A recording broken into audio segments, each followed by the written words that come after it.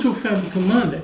Today we'll talk about Warehouse Snapshots, this very interesting feature recently included in Fabric.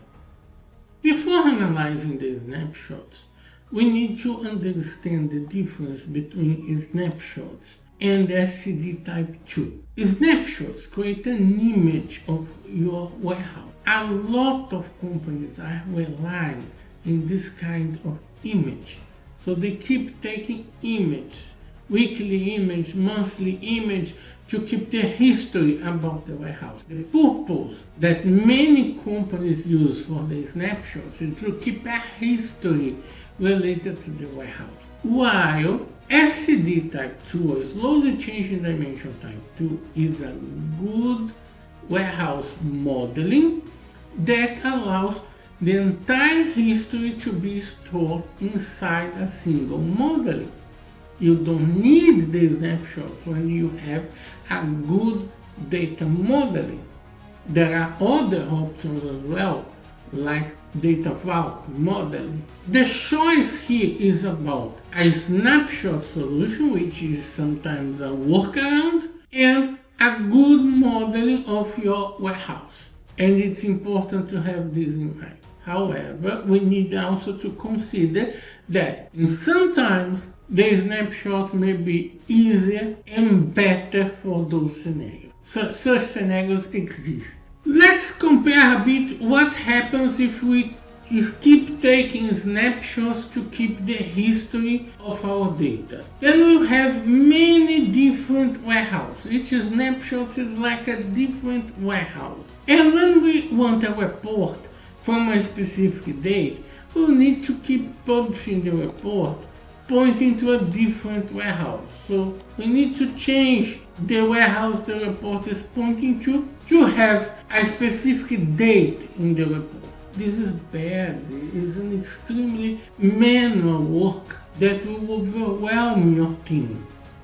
A better modeling would allow a single report to access historical information from your data source. And that's a choice to keep working with snapshots or use a better modeling. And besides these two choices, there are specific situations to identify where a snapshot may work the work. Let's see a demonstration about how the snapshots work. Here I have a warehouse, DW Sample Data Warehouse. This warehouse I have some tables related to the New York taxi rides example. This is a common example that we use to make demonstrations. To make snapshots, we can come to the Manage menu and create a new warehouse snapshot. We can choose to take a snapshot from the current data or from a past data. What's the difference? If I take the snapshot from the current data, this usually is intended to be done before I make big changes to warehouse. So I'm about to make big changes to warehouse and take a snapshot from the current data. If I want to take a snapshot from past data, this usually is intended to retrieve a past image about how was the data in a specific date. And you can retrieve past data within the last 30 days. You can't retrieve anything beyond 30 days. So when you depend on Snapshot, you are depending on the technology. You are depending on the technology limitations. That's why in many scenarios, a good modeling of the database would be better than relying on the snapshot. Let's take a snapshot from 1:30 a.m. Yes, I'm doing this at 1:30 a.m. Let's take this snapshot. Is snap 1:30. Great, that's it. Let's do one more. New warehouse snapshot. Past 1:40 a.m. Is snap 1:40. Great. And a new snapshot. Past 1:50 a.m. is snap 1:50. Great. Let's take a look on the workspace. How is the workspace now? Let me open the workspace. And now I have my warehouse, and below my warehouse I have the 3 snapshots that I took. 130, 140, and 150. So each one is a warehouse, but they are linked. The snapshots are linked to the main warehouse from where they were taken. Let's open these objects. So I will open the 130, I will open the 140, and I will open the 150. In the main warehouse, let's run a query, and I'll make a count from the table trip. In the main warehouse, this resulted in this number of records. Let's keep track of this number of records, and these will be imported for our work. Let's make the same query on the snapshots, a new SQL query, and copy the query.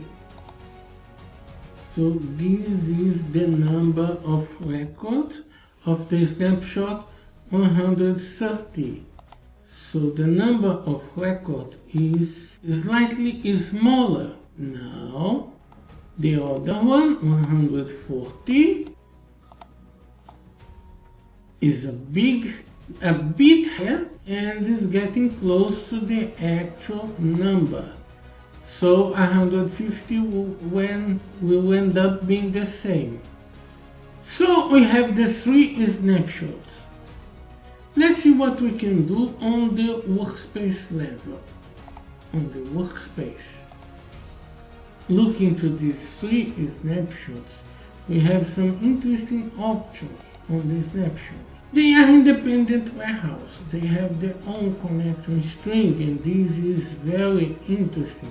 But the snapshot has an option called capture new state. So this snapshot captures the state from a specific moment, but I can change that moment. I can change that moment and capture the content from a different moment, the current content, or from a past, and specify a specific time. How would we use this? Why would this be needed? Well, this is a very interesting capability, because in this case we can limit the number of snapshots that we take, and we can work with these snapshots as a window snapshot. So each snapshot can be for the past month, 2 months ago, 3 months ago, and in a specific day on the turn of the month, we ask the previous snapshots to capture a state from the following month. So we can make the snapshots to be a flowing window. And this is a very interesting and possible architecture. But in this example, I'll get the 130. 130 is the one that has the total different than the current one. So I'll get the 130 and ask the 130 to capture the current state. Capturing your warehouse state in the warehouse snapshot.